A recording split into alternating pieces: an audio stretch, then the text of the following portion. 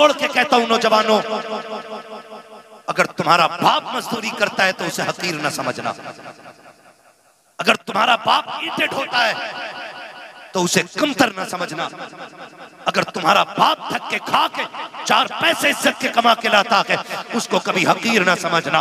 वो रक्षा चलाने वाला, वो ठोकरे खा के तुम्हें 4 पैसे ला के देने वाला, वो मजदूरी करके पसीना बहा के तुझे इज्जत की रोटी खिलाने वाला, जब शाम को लेटा करे कभी उसके कंधे दबाया कर, कभी उसके तलवे दबाया कर। अगर वो तुझसे कहे बेटे क्या बात है, तो उसके कदमों को चूम के कहा कर अब्बा तेरा एहसान है, तू इतना अच्छा बाप है, तूने बाप होने का हक अदा कर दिया है, तूने किरदार निभा के दिखाया है। अब्बा तेरी मजदूरी पे सदके जाए, तेरी मेहनत पे कुर्बान जाए। हमें शुक्र रब का, रब ने हमें दलाली वाला बाप नहीं दिया है, मेहनत वाला बाप दिया है कि तूने किसी के आंसुओं में डूबे हुए लुकमे नहीं खिलाए, अपने पसीने में डूबे हुए हलाल के लुकमे ला के। नारे तकबीर, नारे रिसालत, मसलके आला हजरत, मसलके आला हजरत, मकामे वालिदैन, मकामे वालिदैन, नारे तकबीर, नारे रिसालत,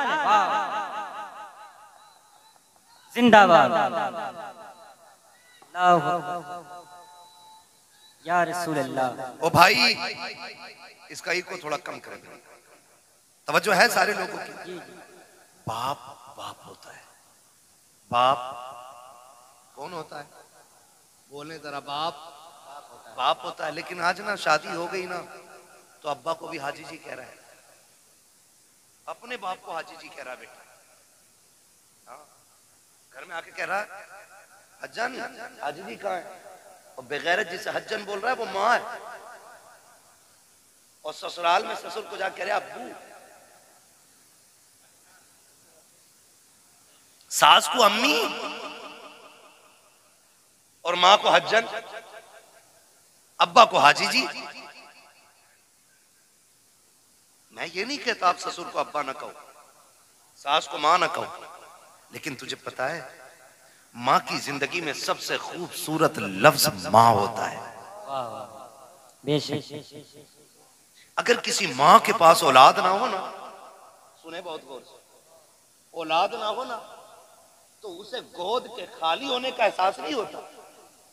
उसके कान चाहते हैं काश कोई मुझे माँ कह के आवाज दे, क्या बात है, काश कोई मुझे अम्मी कह के पुकारे, काश कोई मुझे माँ कह के आवाज दे।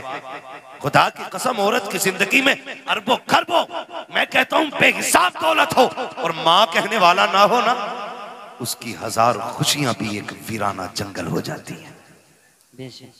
भूल गए हम, भूल गए हम इस माँ ने इस आवाज के लिए कितने दुख उठाए। आज बेटा कहता है नहीं नहीं जी, मैं शुक्र है पुणे में रह रहा हूं बच्चों के साथ, मौलाना आना मेरे से घर। अम्मी किधर है? अम्मी गांव में ही है। तो मैंने कहा मौलाना क्या खाक करने आएगा? जब तेरे घर में माँ के लिए जगह नहीं तो मौलाना के लिए जगह क्या करेगा? कान खोल के मेरी बात सुनना प्यारे, दौलत कमाओ तुम्हारा हक है, जितनी चाहो हलाल कमाओ, लेकिन माँ बाप को छोड़ के नहीं, माँ बाप को छोड़ के नहीं। इसलिए कि दुनिया की कोई भी दौलत माँ बाप से बड़ी दौलत नहीं हो सकती, माँ बाप से बड़ी दौलत नहीं हो सकती। कह रहा नहीं बच्चों के साथ हूं, अल्लाह का शुक्र है, अम्मा से पूछ के आया था, अम्मा से पूछ के आया था क्या काम आने का। मैंने कहा अम्मी अकेला रहता हूँ, रोटी टाइम पे नहीं मिलती है, ले जाऊं बीवी को, इससे अलावा बेहतर बहाना कोई बेगैरत के पास हो ही नहीं सकता, ले जाऊं बीवी को। तो कहता हजरत जी मेरी माँ ने ना इजाजत दे दी थी। मैंने कहा सुन, माँ तो माँ होती है ना, दुनिया की कोई भी दौलत माँ को नहीं लग सकती है। मुझे याद आया माँ जब वो कहती है ना माँ ने हाँ कह दिया था, तो एक नौजवान अब तो बूढ़ा हो गया होगा, उसने ऐलान निकाला जुनैद भाई अखबार में, जिससे माँ ना पाली जाती हो वो मुझे दे जाए, जिससे अपनी माँ ना पाली जाती हो वो मुझे दे जाए। तो लोगों ने वो ऐलान पढ़ा और हैरत हुई, कहा जो लोगों से अपनी माँ नहीं पलती ये ऐलान कर रहा है जिससे माँ नहीं पाली जाती हो हमें दे जाए। इंटरव्यू के लिए लोग गए कि भाई इस दौर में जब लोगों से अपनी मां नहीं पलती, तू ऐलान करके दूसरों की मां मगा रहा है। उसने कहा एक कहानी है, इसमें एक राज है। कहा बताना। फिर वो रोने बैठ गया। तवज्जो कीजिएगा। अब उसने जो रोना शुरू किया और अपनी बात बताई, उसने कहा जी मैं छोटा था, मैंने होश संभाला ना तो मैंने देखा मेरी मां की एक आंख नहीं थी। क्या नहीं थी? जिसकी आंख ना हो उसे क्या कहते हैं? नहीं कहते, दोनों को कहते हैं। काना बोलते हैं। ये समझेंगे ना मुहावरे में। अगर अल्लाह ना करे किसी को ये आरिज़ा लाहिक हो, खुदा सबकी आंखें सलामत रखे। ठीक है, मैं एक समझाने के लिए बात कर रहा हूँ। वो कहता मेरी माँ की एक आंख नहीं थी। कहते मैं जब घर पर रहता था तो कोई प्रॉब्लम नहीं, मेरी माँ ने एक अच्छे स्कूल में मेरा एडमिशन करा दिया। और इको कम करो भाई इसका थोड़ा सा। अच्छे स्कूल में जब मेरा एडमिशन हुआ ना, मैं पढ़ने के लिए गया तो मेरी माँ मुझे स्कूल छोड़ने के लिए आई। उसकी एक आंख नहीं थी, बच्चों ने मजाक बना ली, कानी का बेटा है, कानी का बेटा है, कानी का बेटा है। कहते मैंने आके बस्ता फेंक दिया। मैंने कहा माँ नहीं पढ़ना मुझे। कहा क्यों? का लोग मुझे कानी का बेटा कहते, मजाक बनाते। तो माँ थी ना, सीने से लगाया। कहा लाल तेरी जिंदगी का सवाल है, सर पे बाप भी नहीं है, यतीम है तू, तेरे सहारे मेरी जिंदगी कट रही है। बेटे पढ़ ले वरना जमाना एक लुकमा किसी को नहीं देता है। दौर बहुत खराब हो गया है बेटे। माँ ने समझाया। कहता फिर माँ ने मेरा एडमिशन करा दिया। कहा मैं पढ़ता रहा यहाँ तक कि मैं होशियार हो गया। जब होशियार हुआ तो फिर मेरे पीछे तो ये ताना पड़ा था, ये इल्जाम मेरे सर पे था कि मैं कानी का बेटा हूँ। का जब मैं समझदार हो गया ना, मैं मजबूत हो गया, मुझे लगा कि मैं फैसला खुद कर सकता हूँ। कहते मैंने एक दिन आके ना घर पे बस्ता फेंक दिया। मैंने कहा माँ बहुत हो गया, अब मैं नहीं पढ़ सकता। मेरी माँ ने कहा लाल हो क्या गया? कहा माँ वही ताना जो बचपन से लेके आज तक मेरा पीछा नहीं छोड़ रहा है। ए माँ आज भी स्कूल जाता हूँ ना, लोग कानी का बेटा कह के आवाज देते। माँ बता मैं तेरे नहीं पढ़ना चाहता। माँ ने कहा बेटे कोई तो सूरत होगी जो तू पढ़ ले। बेटे पढ़ाई आधी से ज्यादा हो गई है, जिंदगी तबाह बर्बाद न कर। बच्चे ने कहा एक शर्त है।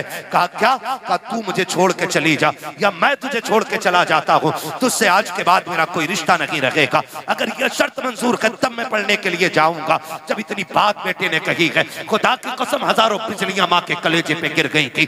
कौन सा दर्द था जो आज माँ को याद नहीं आ रहा था? कौन सा एहसास था जिसने आज मां को रुलाया नहीं था? जब बेटे ने इतना कहा कि इस शर्त पे पढ़ाई होगी कि तुझसे मेरा कोई रिश्ता नहीं। माँ तो माँ होती है, तू बीवी को लेके उड़ के जाके कहता है मेरी माँ ने इजाजत दी है, तूने तो कुछ भी नहीं मांगा, जो इसने मांग लिया था। इसने कहा आज के बाद तेरा मेरा कोई रिश्ता नहीं है। नौजवान कहता मेरी माँ ने कहा ठीक है शहजादे, आज के बाद तेरा मेरा कोई रिश्ता नहीं। उसने कहा माँ कोई पूछे भी तो बताना मत मैं तेरा बेटा हूँ, और ना मैं कहूंगा तू मेरी माँ है। माँ ने अपनी आंखों में आंसू लिए, बेटे से जुदाई बर्दाश्त कर ली। वक्त बदलता गया, बेटा पढ़ता चला गया। फिर अल्लाह ने अच्छी नौकरी दी, शादी भी हो गई, अच्छी दुल्हन मिल जाती है। अल्लाह ने इसको एक बेटा अता किया। जब बेटे की खबर माँ को पहुंची है, कई बार इस बेटे को देखने के लिए माँ बेटे के दरवाजे तक आई है, लेकिन गैरत ने कदम रोक दिए थे। हिम्मत जवाब दे गई, अपने बेटे को माँ बेटा ना कह सकी, पलट के वापस आ गई। चंद साल फिर बीत गए। फिर एक दिन माँ ने सोचा अब दुनिया से जाने वाली हूँ, क्यों ना अपने बेटे का चेहरा देख के आ जाऊं। माँ ने कदम उठाए गए, कलेजे पे बर्दाश्त का पत्थर रखा, बेटे के दरवाजे पे आके खड़ी हो जाती है। दस्तक दी, अंदर से इस बूढ़ी का पोता निकल करके आया। उसने कहा क्या बात है? कहा मुझे इस घर के मालिक से मिलना है। बच्चे ने अंदर जाके कहा अब्बा जी कोई औरत आई है, उसकी एक आंख नहीं है, आपसे मिलना चाहती है। जब इतनी बात सुनी है, उसने कहा उससे जाके कह दो मैं घर पे नहीं हूँ। जब बच्चा पलट के आके कहता है मेरा बाप घर पे नहीं है, अल्लाह अकबर। माँ ने आंखों में आंसू भर के बच्चे से कहा था बेटे तू कौन है उसका? कहा मैं उसका शहजादा हूँ। माँ बेसाख्ता होकर के अपने पोते को सीने से लगा लेती है। याद रखिएगा माँ बाप को औलाद प्यारी होती है, लेकिन बुजुर्गों ने कहा है पूत से ज्यादा पोते प्यारे हुआ करते हैं। वजह यह नहीं होती है कि वो रोटी देंगे, वजह यह नहीं होती है कि बुढ़ापे का सहारा बनेंगे। इसलिए पूत से पोते प्यारे होते हैं क्योंकि माँ बाप को अपने पोते के अंदर अपने बेटे का बचपन नजर आया करता। नारे तकबीर, नारे रिसालत, मसलके आला हजरत, मसलके आला हजरत, हजरत मुफ्ती हम्माद साहब किबला। नारे तकबीर, नारे रिसालत। इसलिए पोते पूत से प्यारे होते। मैं बहनों से कहूंगा ये आई बैठी हैं, कई बार ऐसा होता बूढ़ा ससुर पोते को गोद में ले लेता है ना, आजकल तो जेंटलमैन है ना, बहुत पढ़े लिखे लोग हो गए सब, ऐसे पकड़ के खींचती है, उठ यहां से, देखता नहीं से सांस का मर्ज है, इसके मुंह में थूक आता है, इसकी आंखें गंदी रहती हैं। यही वजह है कि हम पढ़ाने के बाद भी अपनी औलाद को इंसान नहीं बना पाए। गलत नहीं कह रहा हूं। जिन लोगों को किताबें ना मिली, बूढ़ों का दामन मिल गया, वो आज भी इंसान है। और जिन्हें किताबें मिली, बुजुर्गों का दामन न मिल सका, वो पढ़ लिख कर भी जानवर से ज्यादा बदतर है। इसलिए कि इल्म किताबों से मिलता है, लेकिन तजर्बा बुजुर्गों की बैठक से मिला करता है। बेशक, वाह वाह, क्या बात है। गोद से खींच लाती है, गोद से। मजाल है जिसमें दादा ने खाना खाया, उसमें पोते को खाना दे दिया जाए। ऐसे उठा के पलट बुड्ढे के आगे की नल के आगे फेंकी जाती है, जैसे कुत्ता मुंह डाल के गया हो। किस इंसानियत की बात करते हो आप? किसे तरक्की कहते हो? वो अंधेरा की भला था कि कदम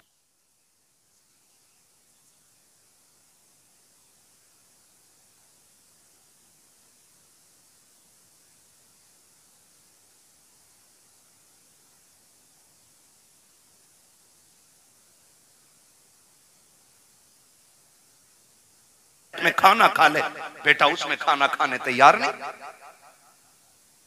अब्बा के आगे का गिलास बेटा धो के पानी पीता है, मौत नहीं आ जाती? कह रहा नहीं, इससे बीमारी फैलेगी। मेरे नबी ने फरमाया सूरुल मोमिन शिफाउन, और जालिम मोमिन के जूते में शिफा होती है। उससे किसने कह दिया कि इसमें बीमारी है? आज बाप के जूते बर्तन में बेटे पानी नहीं पीते। मुझे बताओ, दौर बहुत करीब है। हमने सन 2000 के बाद का जो दौर हमने देखा है ना, इससे पहले कभी ऐसा दौर नहीं आया। इससे पहले कभी ऐसा दौर नहीं आया। आज कंडीशन ये है कि 25% लोग कैंसर के मरीज हैं।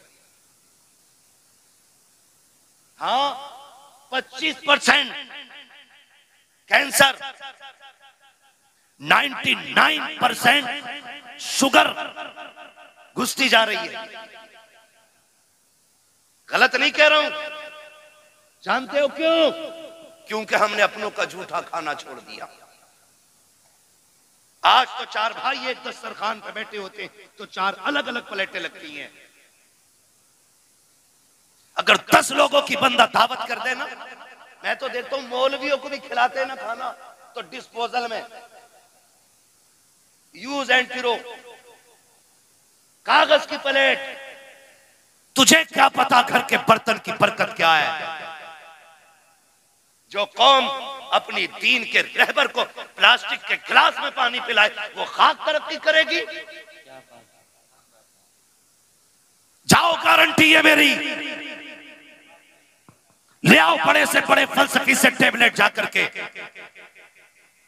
बड़े से बड़े अरस्तु से दवा लेके आ।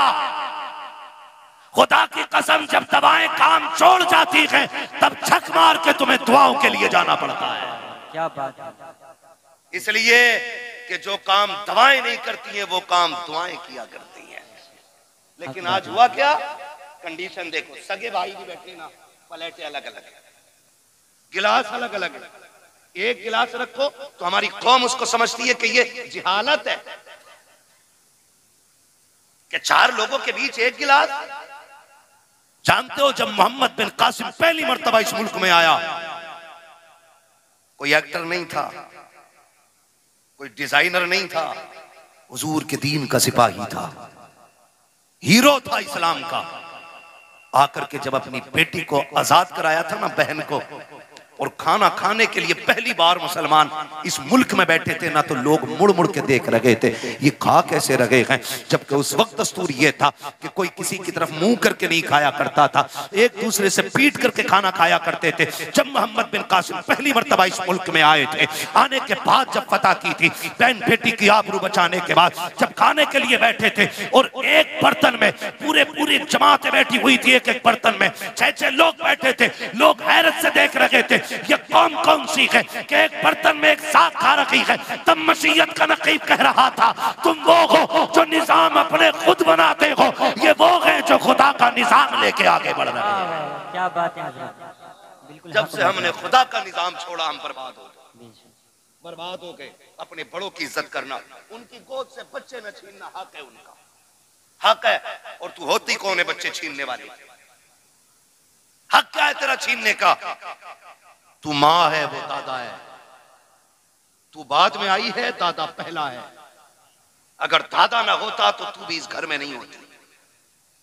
मगर इसी को जो है ना, हमारे लोग, हमारे भाई उल्टा बच्चों से कहते हैं, हाँ हाँ सही तो कह रही तुम्हारी अम्मी, जाना मत, अब्बा के झूठा खाना मत। तुझे पता है जब बंदा 70 पार कर जाता है ना, और उसके पैर कांपने लगते हैं, हाथ नहीं काम कर पाते हैं, नजर पूरी नहीं देख पाती है, चप्पल जूते ढूंढने लग जाता है, लाठी टटो टटो के पकड़ता है ना, तब खुदा आवाज दे के कहता, फरिश्तों खबरदार, अब इसके अमाल से कलम गुनाहों के एतबार से उठा लिया जाए, अब इससे खता भी हो जाए तो खता न लिखना, इसलिए कि अब मेरा बंदा दुनिया तनहा छोड़ गई है, अकेला रह गया है, अब मेरी रहमतों का सहारा है। देखते नहीं हो फरिश्तों, कोई जूती चुरा रहा है, कोई लाठी छुपा देता है, किसी को थूक से नफरत है, किसी को इसके मुंह से नफरत है, कोई इसकी आंखों से घिन कर रहा है। अब दुनिया ठुकरा गई है, देख ये सिर्फ मेरी रहमत के सहारे है। खुदा की कसम, ऐसे बंदे जब दुनिया से जाएंगे, अल्लाह कयामत के दिन बड़े बूढ़े को बुलाएगा और बुला के पूरे परिवार को इकट्ठा करेगा,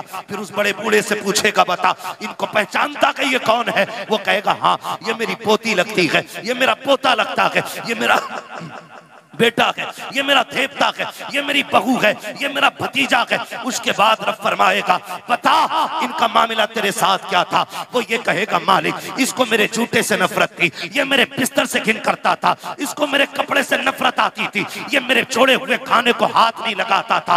रब फरमाएगा, सुन, आज जिनमें से जिसको तू कह देगा मैं उसे जन्नत दूंगा। वो बूढ़ा कहेगा, क्यों? कहेगा, मैं जमाने को बताना चाहता हूँ जिससे तुम कुछ नहीं समझते हो, रब ने आज महशर में उसे शफाअत का इख्तियार अता कर डाला है। क्या बात है, जवाब नहीं है, माशाअल्लाह। इज्जत करो अपने बड़े बूढ़ों की, वरना याद रखना, जैसी करनी जोर से, जैसी करनी वैसी करे। छोड़ो बुड्ढों को यार, बड़ा रहने दो, इन्हें क्या पता। अब 5G का दौर है, बुढ़े के दौर में कोई भी जी नहीं था। खुदा की कसम, कोई जी था या ना था, लेकिन इस बुड्ढे के दौर में अदब जरूर था, अदब जरूर था। मेरी जेब पे अगर कलम लग गया ना, तो सफेद बालों वाला भी आ जाए तो मैं क्यों उठूं? मैं तो कलम लगा के बैठूं भाई, मैं तो हजरत हूं, मुझे तो लोग हुजूर भी कहते हैं, तो मैं ये लेके बैठ जाऊं?